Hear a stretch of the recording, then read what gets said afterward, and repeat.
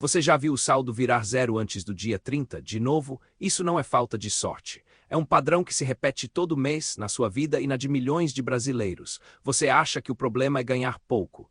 Mas e se o dinheiro estiver sumindo de um jeito que você nunca aprendeu a ver? A pesquisa da CNDL-SPC Brasil mostrou algo que ninguém quer admitir. 4 em cada 10 brasileiros não fecham o mês com salário sobrando. Não interessa se você ganha um salário mínimo ou 10. Existem 3 descobertas escondidas atrás desse número. A primeira vem de quase 100 anos atrás. A segunda ganhou o nome de professora de Harvard. E a terceira é a peça que falta para qualquer método funcionar de verdade. Ela explica por que gente que ganha bem também quebra. E explica por que quem ganha pouco pode virar o jogo antes de fechar essa tela.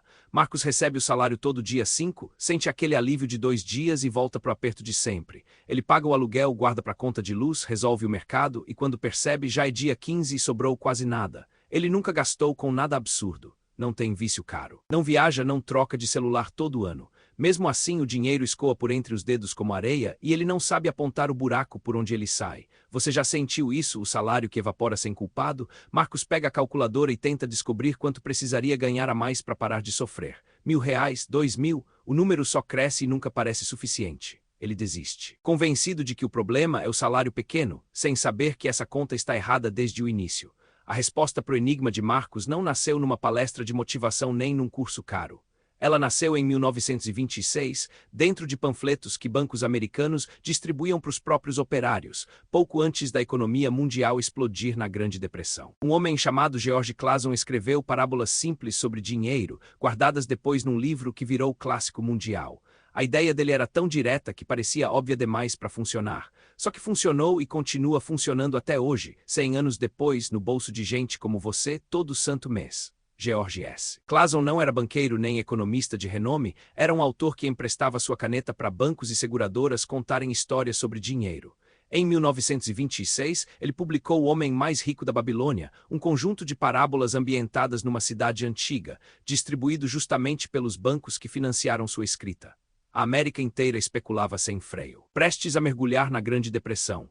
No meio desse caos, ele escreveu uma frase simples: pague a si mesmo primeiro. Ninguém imaginava que aquela ideia atravessaria um século. Traduzindo para o seu bolso, de cada R$ 1.000 que você recebe, 100 deveriam ser guardados antes de qualquer conta, antes de qualquer boleto. Não depois, antes. A lógica de Clason era simples: você trabalha. E a primeira pessoa que recebe o pagamento é você mesmo, não o banco, não o mercado. Marcos ouve isso e decide tentar guardar seus R$ 100 antes de qualquer gasto. No papel parece fácil. Na prática, o boleto do cartão chega primeiro, o aluguel não espera e a fatura de luz já vem atrasada. Segundo a CNC, quase 78% das famílias brasileiras vivem endividadas hoje. De cada 10, 8 devem algo: cartão, cheque especial ou empréstimo. Marcos abre a carteira e encontra só o vazio. No celular, um aviso pisca: boleto vencido há 3 dias. Guardar R$ 100 parece uma piada cruel. Aqui está o detalhe que ninguém conta. Nos anos 1920, operários ganhavam muito menos que Marcos ganha hoje. Ainda assim, guardavam seus 10% todo mês. O salário nunca foi pequeno demais. Foi o hábito que nunca chegou a nascer dentro dele, antes de qualquer conta explodir.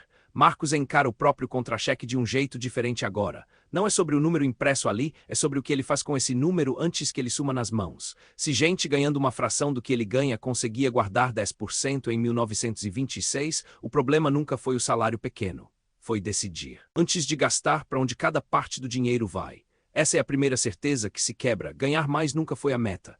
Mas se o método de Clason já resolvia isso há um século, por que tanta gente moderna ainda travava? Quase 8 décadas depois de Clason, uma professora de direito em Harvard decidiu investigar por que famílias americanas que ganhavam bem também quebravam. Elizabeth Warren, ao lado da filha Amélia, publicou em 2005 o livro A Your Worth, criando a regra que ficaria famosa como 50-30-20. Ela não escreveu para especialista nenhum, escreveu de um jeito que a própria filha pudesse aplicar em casa, sem planilha complicada, sem termo técnico. A pesquisa acadêmica virou fórmula de cozinha, e essa fórmula prometia terminar exatamente onde Clason parou. Traduzindo, de cada R$ 1.000, 500 vão para as necessidades: aluguel, comida, luz. 300 vão para os desejos, o que você quer, não o que você precisa. 200 vão para dívida ou poupança. 3 potes, 3 destinos decididos antes de qualquer gasto sair da sua mão. Marcos tenta aplicar a regra sozinho, sem ajuda de ninguém. No papel funciona bonito. Na prática, ele confunde necessidade com desejo. Aquele streaming a mais parece essencial quando o dia está pesado. E tem o cartão de crédito. Segundo o SPC Brasil, mais de 60% dos brasileiros endividados apontam ele como o vilão principal do próprio orçamento. A fatura chega com juros grifados em vermelho, maior do que Marcos imaginava, engolindo de uma vez o pote que deveria durar o mês inteiro. A regra era certa. A execução sozinha não bastava. No dia 25, Marcos abre o extrato. Zerado de novo. Os 3 potes existiam só no papel, no fim do mês nenhum sobrou de fato. A dúvida bate mais forte agora. Será que dividir números realmente resolve, ou falta alguma coisa que nenhum método explicou até aqui? Marcos olha para os 3 potes organizados, etiquetados, prontos e vazios no dia 25. A regra do 50 menos 30 menos 20 nunca esteve errada.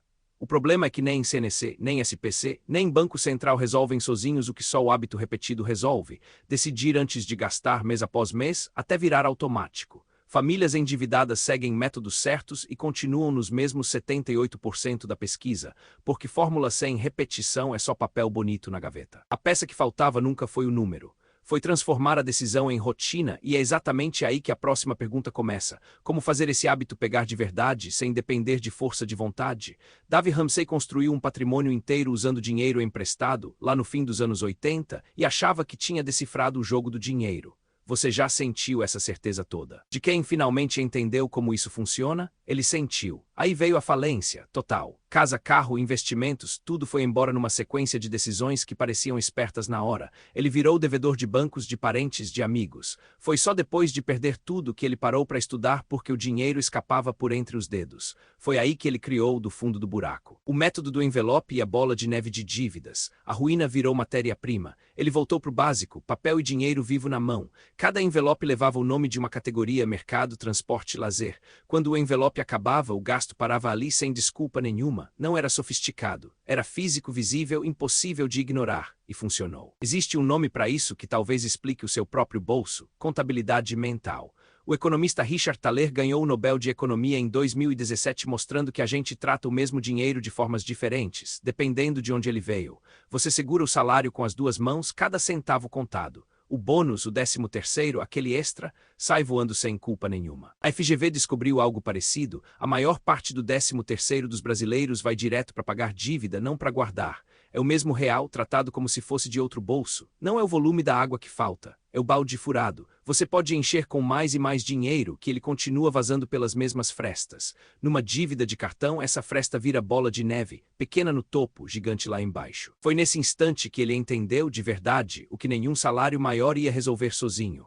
O problema nunca foi a fórmula. Clason já tinha escrito a dele em 1926, Warren tinha a sua em 2005. O problema era o comportamento por trás de cada decisão de gasto. Você pode ter o método mais famoso do mundo guardado numa gaveta, se o hábito não muda. O vazamento continua do mesmo jeito. Ele pegou papel e caneta ali na mesa da cozinha e desenhou 3 círculos. Não sabia ainda, mas estava prestes a montar a própria versão de tudo que tinha aprendido até ali. 3 potes de vidro, 3 etiquetas escritas à mão: necessidades, desejos, dívidas. Ele juntou Clason e o hábito de se pagar primeiro. Juntou Warren e a divisão 50 menos 30 menos 20. Juntou Ramsey e a disciplina do envelope físico, tudo numa decisão só, tomada no dia do pagamento.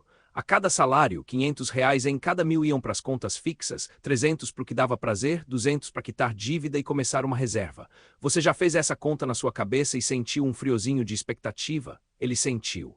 Era a primeira vez que o salário tinha um destino antes de virar gasto. O primeiro mês foi um balde de água fria. Fim do mês, aperto igual, os potes quase vazios do mesmo jeito de sempre. Nenhum milagre. A decepção bateu mais forte do que antes de ele tentar qualquer coisa, porque agora ele tinha aplicado o método certo e mesmo assim sentiu o mesmo aperto. No segundo mês a dúvida voltou com força. Será que o salário dele era pequeno demais para qualquer método funcionar? Em vez de desistir, ele passou a anotar cada gasto num caderninho, até o cafezinho de R$2. A Serasa associa esse hábito simples a uma redução de 15% a 20% nas despesas não planejadas. Para quem gasta 3.000 por mês em itens variáveis, isso é economizar até R$600 só de prestar atenção. Você acha que anotar gasto é perda de tempo? Ele achava. Até ver escrito de próprio punho. Para onde o dinheiro estava realmente indo. No dia 25 do terceiro mês, ele conferiu o extrato sem esperar nada de diferente. Ainda tinha dinheiro no pote das necessidades. Pela primeira vez na vida, sobrou antes do fim do mês. Não era o salário que tinha mudado. Era para onde cada parte dele estava indo. O que ele descobriu naquele dia 25 é que a escolha, tomada uma única vez lá no início, tinha virado rotina sozinha. Ele não precisou repensar tudo todo mês, o dinheiro já sabia para onde ir assim que caía na conta. O balde parou de vazar não porque a água aumentou, mas porque as frestas foram fechadas uma por uma. Você guarda isso? A fórmula nunca foi ficar rico rápido. Foi decidir uma vez e deixar essa decisão trabalhar sozinha, mês após mês, no piloto automático. Clason escreveu em 1926, distribuindo panfletos para operários numa era de forte especulação. Warren, professora de Harvard, publicou a regra 50-30-20 em 2005 depois de estudar porque famílias que ganhavam bem quebravam do mesmo jeito. Ramsey quebrou nos anos 80 antes de ensinar qualquer coisa a alguém. Thaler ganhou o Nobel em 2017 explicando por que a cabeça trata cada real de um jeito diferente, conforme a origem desse dinheiro. 4 pessoas, 4 décadas, 4 caminhos e todas esbarraram no mesmo obstáculo. Dinheiro que entra sem destino, sai sem deixar nada. A resposta para a pergunta que te trouxe até aqui é essa. O problema nunca foi quanto você ganha. É quando você decide como você distribui cada parte dele. Uma escolha tomada antes de gastar, não depois, tentando remendar o que já assumiu. Você não precisa esperar falir como Ramsey esperou para fazer essa conta. Não precisa de curso caro nem de planilha complicada. Precisa de um contra-cheque e 3 potes, e pode ser de vidro, pode ser no papel, pode ser no aplicativo do banco. A diferença entre os 4 em cada 10 brasileiros que não fecham o mês e quem fecha não é o salário no fim da linha.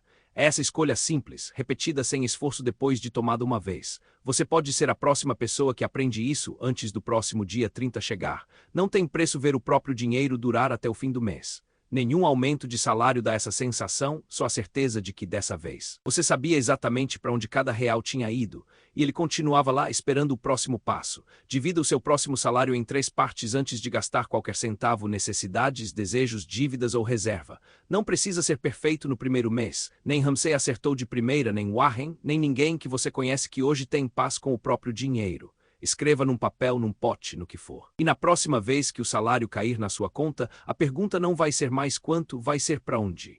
Isso resolve a organização, mas e quando a dívida já é grande demais para esperar esse processo? É essa a pergunta que a gente responde a seguir.